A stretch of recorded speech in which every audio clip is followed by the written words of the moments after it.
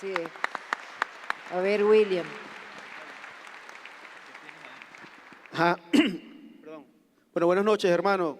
De verdad, uno le da gracias a la providencia por tener la fortuna de conocer de boca del director y del guionista el contenido y el mensaje de esta película tan extraordinaria como es La Planta Insolente. Agradecido profundamente una vez más por la invitación, General Bonilla, General Quintero, la compañera María Alcira Isidoro de la Librería Mediática, agradecido. Oye, qué importante fue la proclama de Cipriano Castro, ¿no? Qué significativo fue hacerlo en un momento en que era fundamental convocar a la unidad, pero también insuflar el espíritu de los venezolanos para enfrentar en aquel tiempo algo que era inconcebible, como es enfrentar a seis potencias, como es enfrentar a unos acorazados que nos superaban tecnológicamente. Aún así, el arrojo, la valentía de los venezolanos hizo posible revertir algo que era impensable. Y eso le da a uno mucho orgullo, de verdad.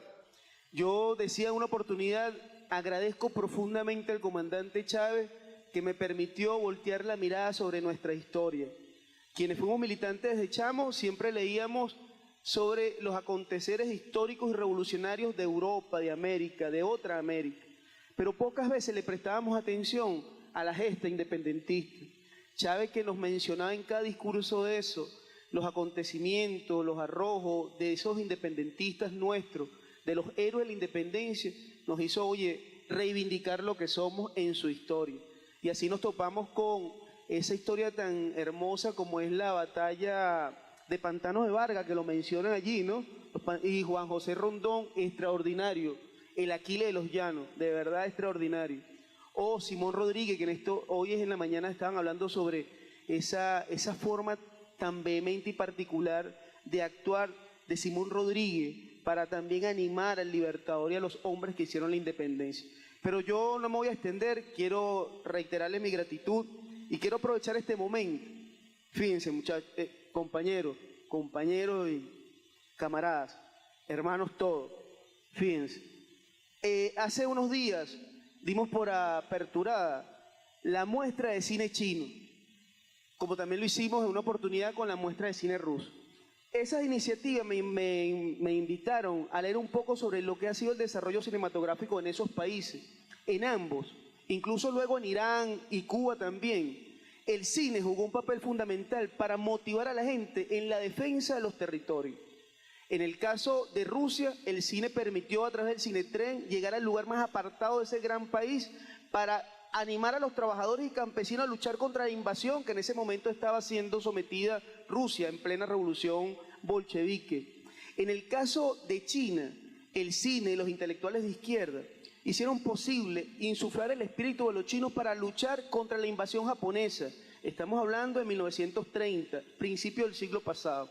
En el caso de Cuba, ellos habilitaron unos carros que eran algunos carros militares, y se fueron a los lugares más apartados de Cuba también para insuflar al pueblo y luchar contra lo que fue la invasión de Playa Girón.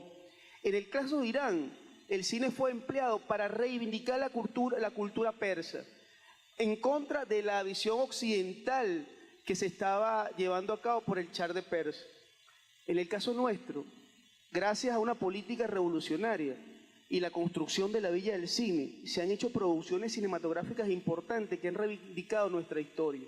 Y creo que en este momento, cuando escuchamos a Trump hablar con tanta soberbia, con tanta prepotencia, como lo hizo ayer y como lo hizo esta mañana, nos toca avivar, meternos en los barrios, en las comunidades, alrededor de los cuarteles, las comunidades que están alrededor de los cuarteles, y con el cine, con películas como esta, ensuflar el espíritu de los venezolanos y venezolanas y decirle, es posible vencer. Y vamos a vencer, créanme que vamos a vencer a pesar de las diferencias tecnológicas que pueda haber, pero existe algo, lo más difícil y lo más hermoso.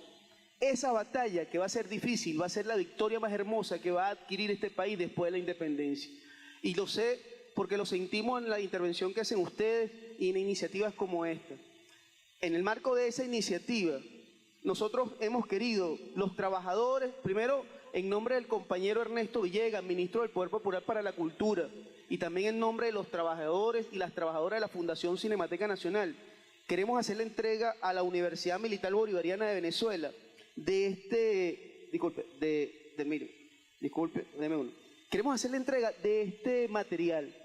Aquí hay 12 producciones cinematográficas que ha realizado la Villa del Cine, 12 producciones de carácter sociohistórico que podemos discutir con el resto de los compañeros de la academia, pero también con los cuarteles y con las comunidades que están alrededor de los cuarteles.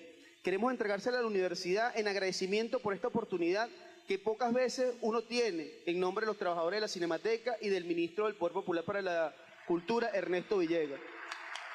Permítanme leerle este certificado que dice así: desde sus inicios, la Fundación Cinemateca Nacional ha ofrecido a Venezuela una abundante cosecha de obras, acciones y transformaciones que apuntan a la creación del hombre nuevo, vanguardia del humanismo socialista. Nos complace nombrarle amigo honorífico de la Fundación Cinemateca Nacional, distinción que lo hace aliado de los sueños y luchas para garantizar el disfrute pleno del arte cinematográfico en todas sus manifestaciones con amor y venezolanidad, sembrando en la conciencia del pueblo el más genuino orgullo por nuestro gentilicio. A la Universidad Militar Bolivariana de Venezuela, General de Brigada Félix Ramón Osorio Guzmán, al equipo que lo acompaña y la producción de estas películas. Gracias a ustedes por permitirnos estos espacios. Gracias, General. Quiero también aprovechar esta misma oportunidad para hacer la entrega a la librería mediática, a la compañera María Alcira Matute y a Isidoro, esta pequeño presente de las producciones cinematográficas, porque sé que entre cines y libros nos vemos y entre cines y libros cosechamos nuestra conciencia. Y al maestro Román Chalbaud, agradecido profundamente. Esta película, La planta insolente, como Bolívar, el hombre de las dificultades, créanme, la hemos pasado en cada rincón de las comunidades más vulnerables de este país. Y el recibimiento de esa película ha sido grandiosa.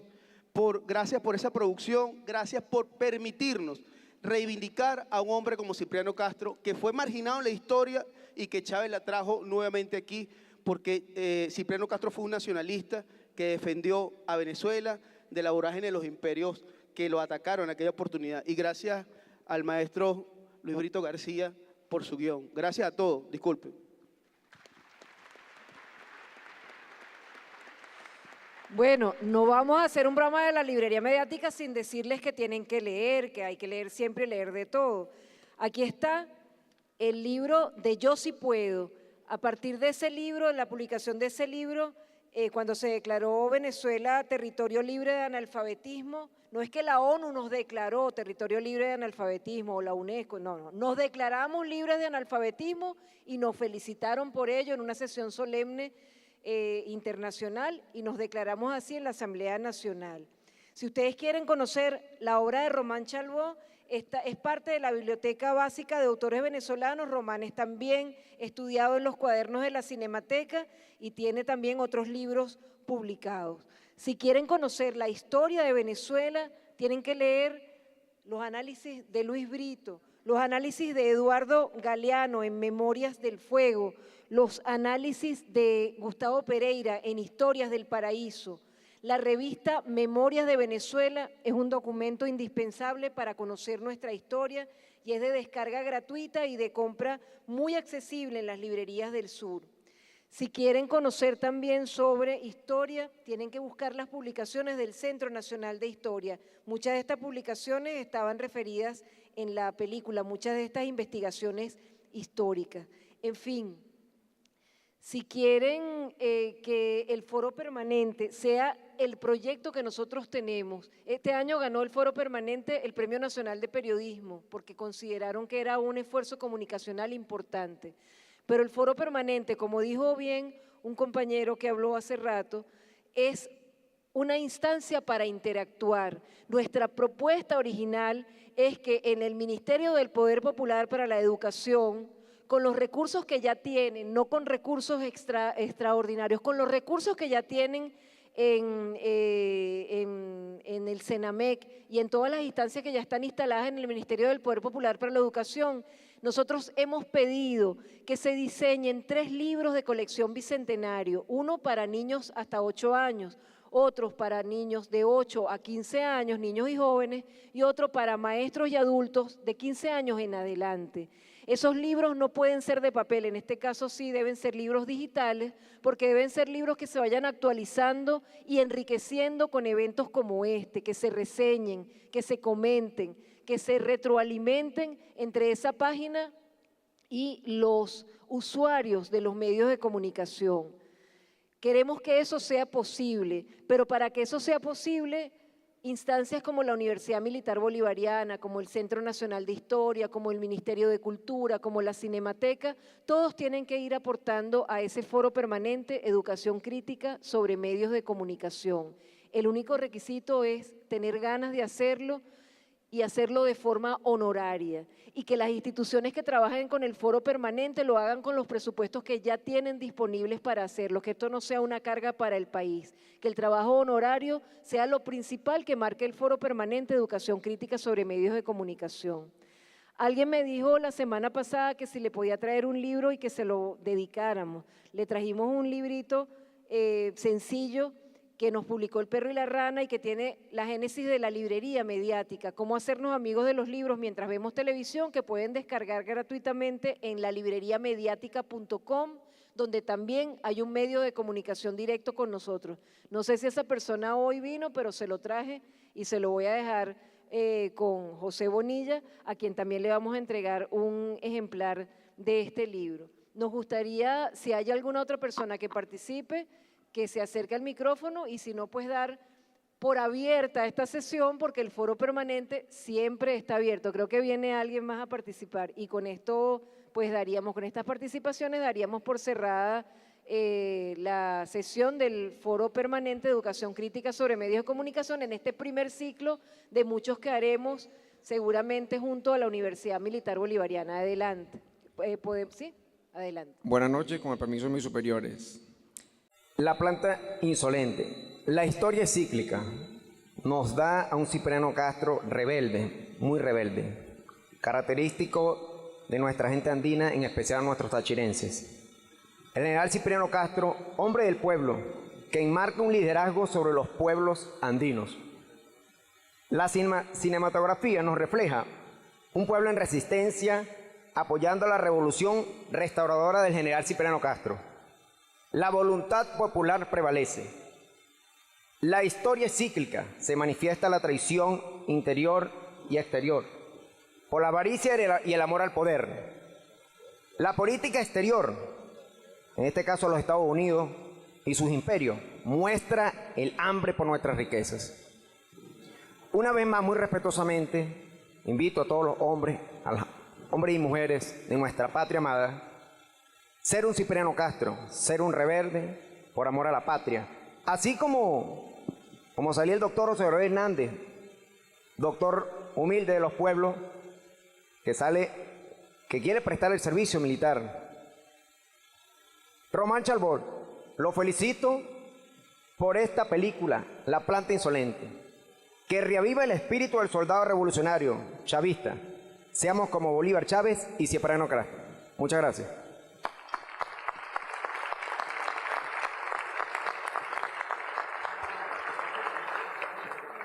Buenas noches. Coronel Johnny de Jesús Carvajal, director de la Escuela de Especialización en Inteligencia de la Universidad Militar Bolivariana. Bueno, quiero comenzar con una reflexión para hacer una pregunta. Sabemos, como decía nuestro comandante Hugo Chávez, que es una revolución que está actualmente en boga, no por moda. Es una revolución que viene desde hace más de 500 años. Desde la llegada de los españoles a las tierras venezolanas, se conoce, como lo vimos durante la Semana Patriótica Revolucionaria que tuvimos a bien ver con los diferentes ponentes que tuvimos, especialmente con los que nos hablaron de la historia, que acá en Venezuela fue una de las primeras situaciones de confrontación a ese imperialismo español, allá en el puerto de la Flechera, hoy Tucacas.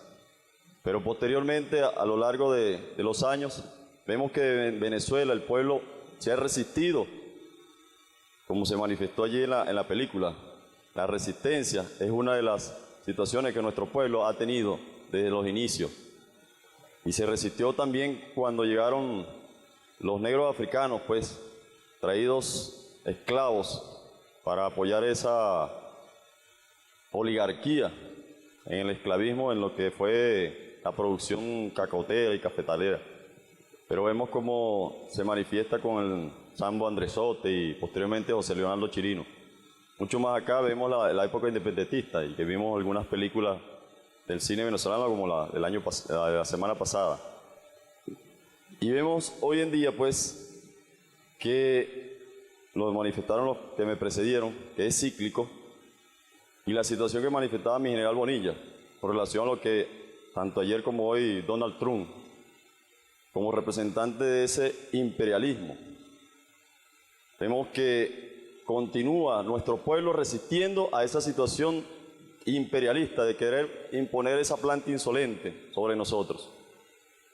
Precisamente no es desde ahora.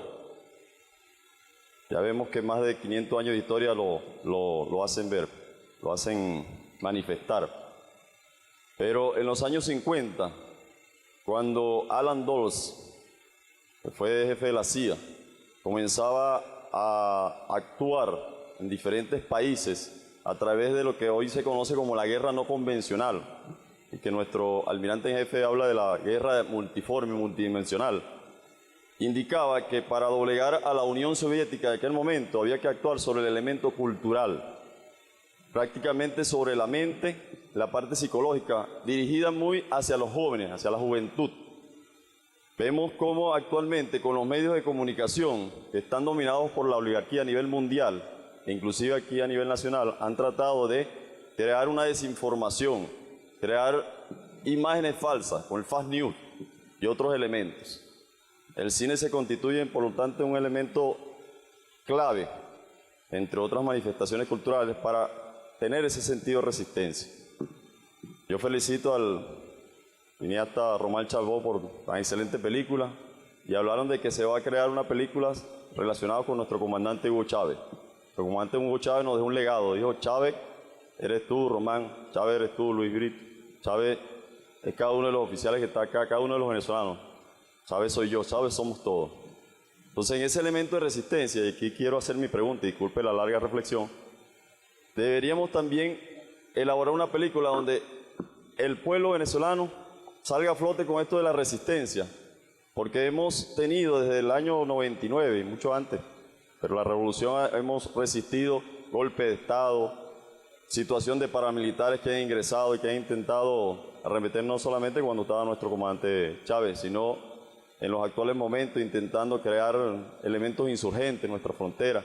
Hemos tenido situaciones de unas primeras guarimbas allá en el año 2004, 2007 y después, las que se manifestaron en el 2014 y 2017.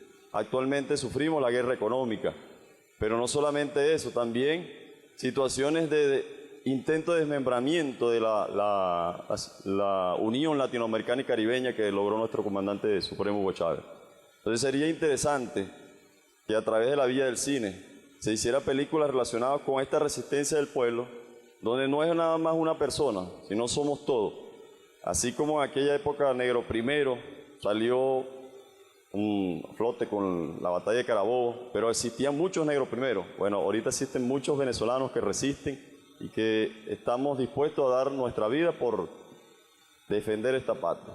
Entonces, a través de la vía del cine, entendiendo que la historia reciente la tenemos fresca, como decía mi general, tenemos la misma vestuario, la misma escenografía, la tenemos viva de hace 20, 10, 5 años atrás, para que esa batalla cultural que desde la CIA y otros elementos externos quieren hacer para doblegarnos y buscar la manera de alienarnos con ese capitalismo, con ese neoliberalismo, no enfrentarlo desde el punto de vista cultural a través de estos elementos cinematográficos.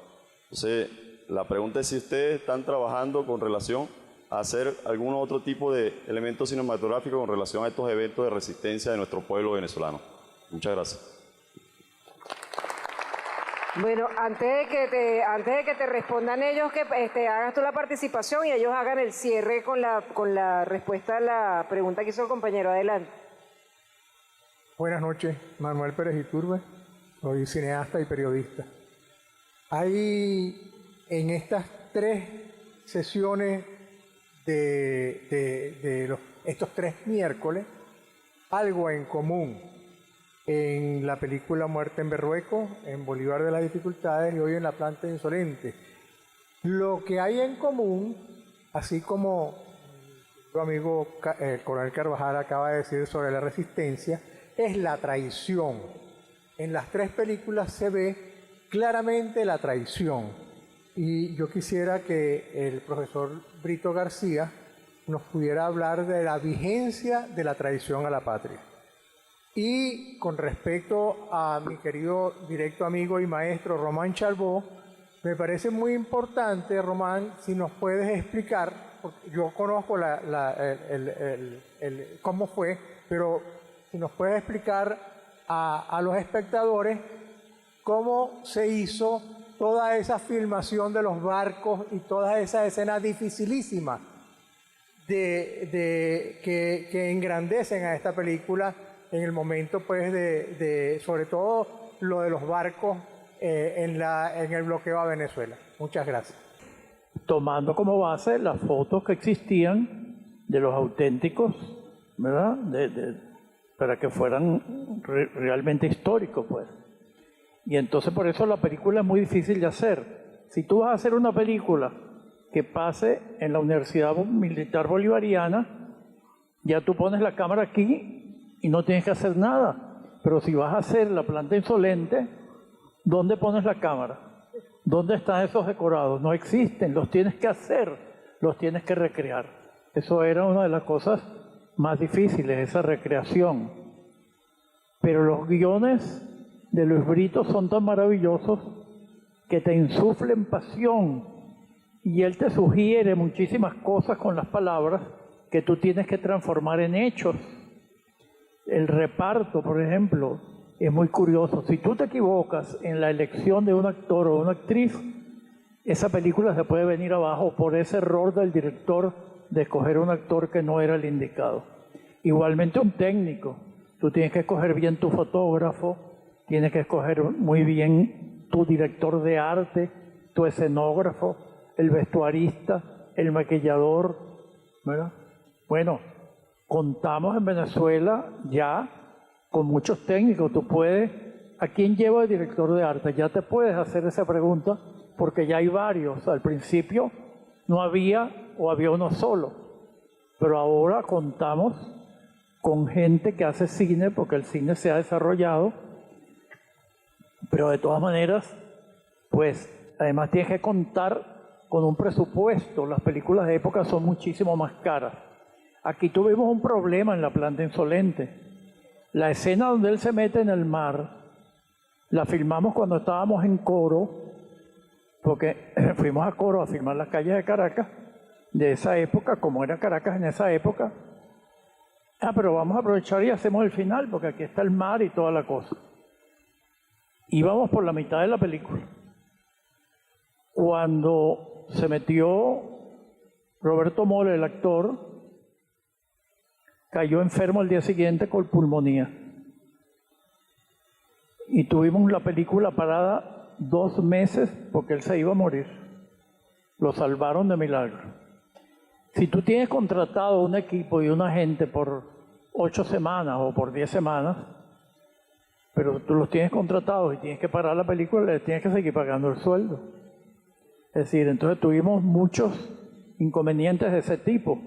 Por ejemplo, el gato, la gata, ¿verdad? Fuimos a filmar y cuando llegamos allá la gata se escapó. Y no teníamos gata. Y no conseguíamos en Coro, que era donde hicimos esa escena, una gata que tenía que ser igualita porque ya había aparecido en otra escena. Y perdimos 5 días de rodaje buscando una gata negra igual a la que... Bueno, son sucesos que ocurren, ¿no? Lo otro era si tenías previsto trabajar en una película sobre la resistencia en general del pueblo venezolano. Yo creo que toda tu filmografía es... Es que, bueno, en mis 28 películas se habla, en la mayoría de ellas se habla de eso. Y las que tenemos ahora, sí, en Muñequita Linda, en el fondo hay eso también. Y en la vida de Chávez, imagínate cómo no lo va a ver. De manera que sí. Bueno, cierra tú con lo de la traición.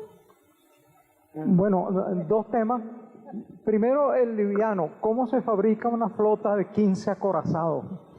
Es que me dieron en el gusto, y cargándome eso.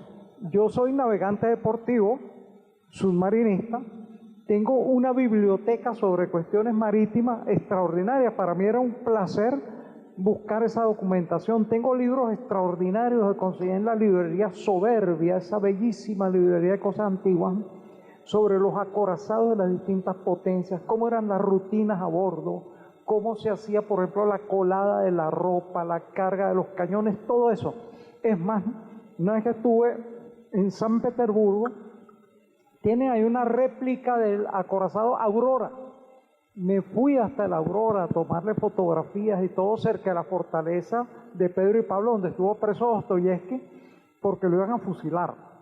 Entonces, bueno, yo hice además lo que llaman el storyboard, porque soy dibujante de toda la cuestión de los cañones, cómo venía la flota de acorazados, cómo se movía, cómo embestía a los barcos más débiles, cómo se movían los cañones. Todo eso es un conjunto de dibujos que en parte fueron acogidos en la película, no todo, porque aquello, pero era más bien el principio de hacer que sobre, si es posible, pero no que falte.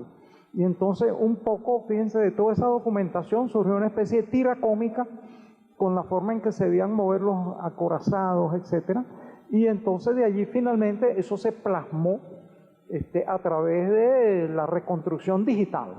Imagínense rehacer 15 acorazados para que bloquearan los puertos de Venezuela. Bueno, me hubiera encantado hacerlo, pero un poco difícil. La traición, por Dios, qué tema.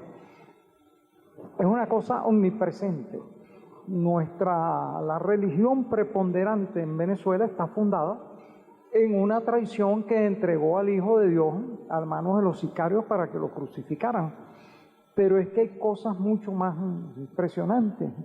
La Unión Soviética, una revolución que resistió a todas las potencias de la Tierra, resistió al ejército zarista blanco interno, resistió la Segunda Guerra Mundial, resistió la Guerra Fría.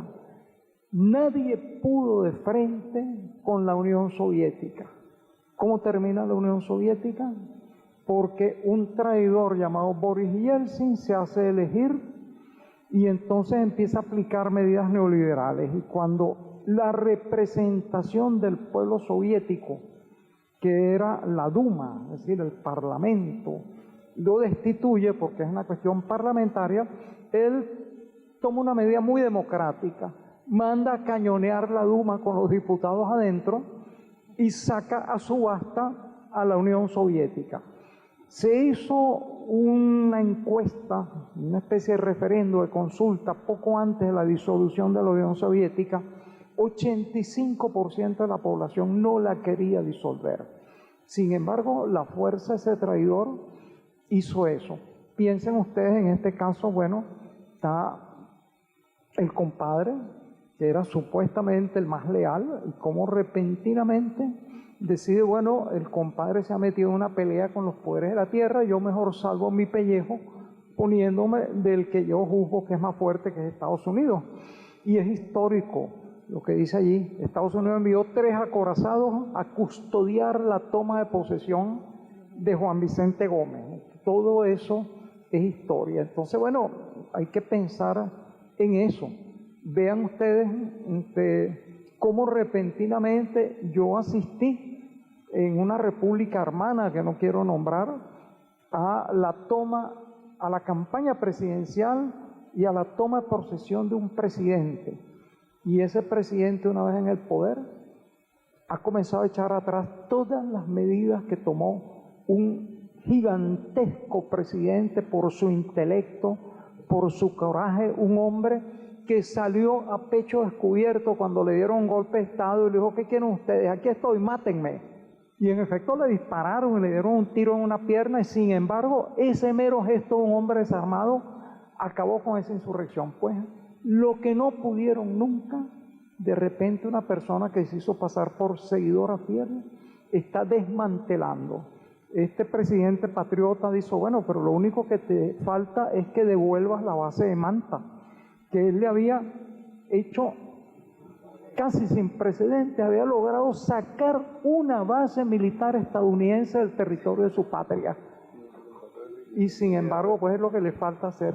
Entonces, lo único que uno puede decir es que es una fuerza presente en todos lados, es muy peligrosa. Y lo que hay es que estar alerta para cuando se manifieste, tratar de contrarrestarla. Pero ha habido traiciones, bueno, piensen ustedes la traición de Santander, que llega al extremo de intentar asesinar a Bolívar, y al fallar en el asesinato de Bolívar, asesina al personaje más querido en los afectos de Bolívar, que era José Antonio Sucre, y además asesina la obra política del Libertador. Lo que no había podido, el que había sido el más grande imperio de la tierra, el imperio español, no pudo con Bolívar.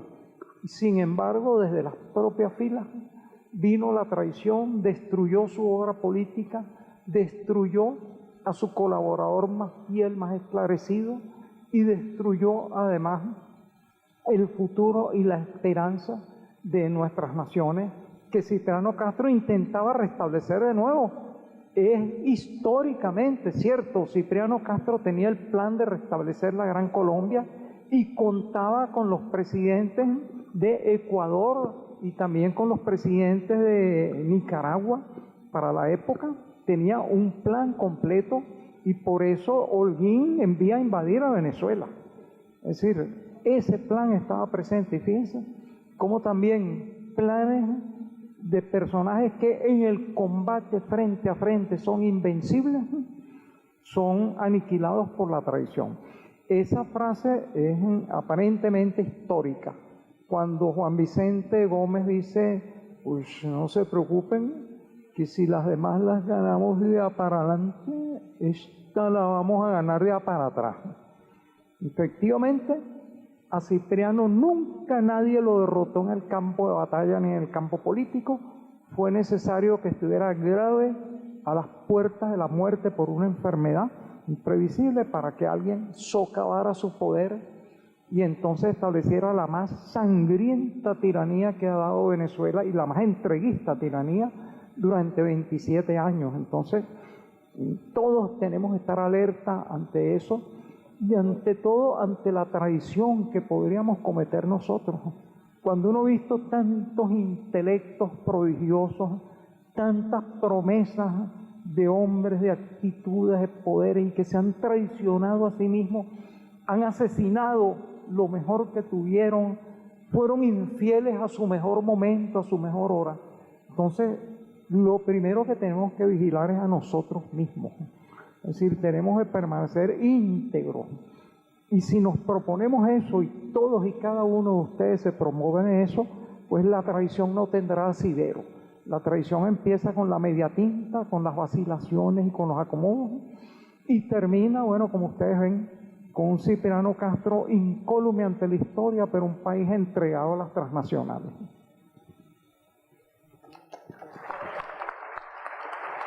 Bueno, le pido al general Bonilla que sea él el que despide el programa como lo hacemos usualmente. Los invitamos a leer siempre y a leer de todo. El camarógrafo, las cámaras son todas suyas. Bueno, muchas gracias, María Alcira. Finalmente, para cerrar, estimado profesor Luis Brito, menos mal que no iba a decir qué toma de posesión fue esa, ¿no? Faltó decir que andaba impedido el señor. Que menos mal que no nos iba a decir qué toma de posesión fue esa a la que usted asistió. No hizo falta que nos dijera dónde era. Bueno, primero quisiera darle las gracias a William por el presente para la universidad. Pues tenemos un material adicional allí para las actividades de los lunes que se llama Debate Revolucionario que hacemos en el rectorado, que además se hace en toda la universidad durante la semana. A los invitados especiales, muchas gracias una vez más. por su asistencia, por compartir con nosotros este bonito momento, por compartir con nosotros su intelecto, su producción, eso tan bonito que ustedes están haciendo o que han hecho y que siguen haciendo. Con ansias esperamos esa película de nuestro comandante. Debe ser bien interesante. Ojalá que pronto se materialice y podamos verla con tanto gusto y placer como estamos haciendo ahora. A María Alcira y a Isidoro de Matute, como lo bautizaron el día de hoy, muchas gracias por acompañarnos. William, nuevamente a Carlos, agradecido, camarada piloto, que nos hemos visto en tantos aeropuertos de nuestra vida como aviadores. Y a ustedes, compañeros de armas, a los oficiales de nuestra universidad, a los alumnos, razón de ser de nuestra universidad, muchas gracias. Paciencia por a lo mejor por la larga espera, pero sé que es bonito. Me alegró mucho lo que dijo el oficial que participó por allí. Qué bueno que así sea en el carro, en algún momento del transcurso de la semana se comparta. Bueno, sí, es verdad, se traspoló esto para allá y continuamos con el análisis crítico de lo que hemos aprendido aquí. Continúa la participación.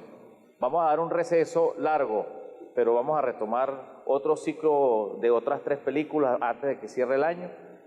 Gracias a ustedes, gracias a mi compañero, el director del Centro de Estudios Estratégicos, el general Jaime, los demás oficiales generales que nos acompañaron el día de hoy y los directores que están presentes. Bueno, ¿qué les puedo decir? Cerramos con gran alegría esta actividad y reitero que muy buena la pertinencia de la película por las cosas que ocurrieron ayer y hoy. Ciertamente el tema de la traición está presente, alerta con los traidores. Hemos visto que la única forma como se han podido derrumbar estos gigantes, que, por llamarlo de alguna manera, ha sido por la traición y no por la no resistencia, porque ha sido lo contrario. Lo mencionó muy bien el profesor, la traición está presente, alerta con la traición. Son los enemigos principales que pueden socavar nuestra voluntad de lucha. No podemos permitirnos dejarnos llevar por esas voces que pudieran estar allí presentes, aupándonos a cosas que no son. Aquí habemos patriotas y vencedores y seguiremos resistiendo, como lo hizo Bolívar, como lo hizo Zamora, como lo hizo nuestro presidente Cipriano, como lo hizo mi comandante Chávez y como lo estamos haciendo los que nos quedamos aquí, como bien dijo el oficial. Los que estamos aquí realmente somos los que estamos resistiendo. Estamos resistiendo, sí, no, nadie duda de que estamos atravesando una situación difícil, pero bueno, nosotros somos los valientes, somos nosotros los que estamos aquí resistiendo. Recuerdo, para cerrar, que el rector de nuestra universidad, cuando entrevista a los cadetes que se van de baja, sobre todo los alférez, me dice: Gonzalo, considero que esto es una baja de guerra, porque realmente es una baja de guerra, porque esos muchachos se van con la mente engañada, pensando que al irse del país van a alcanzar los sueños esos ofrecidos que nunca se cumplen. Realmente somos los que nos quedamos, los que estamos resistiendo y somos los vencedores. Muchas gracias, María Alcira, muchas gracias a todos. Feliz noche para todos. Chávez vive.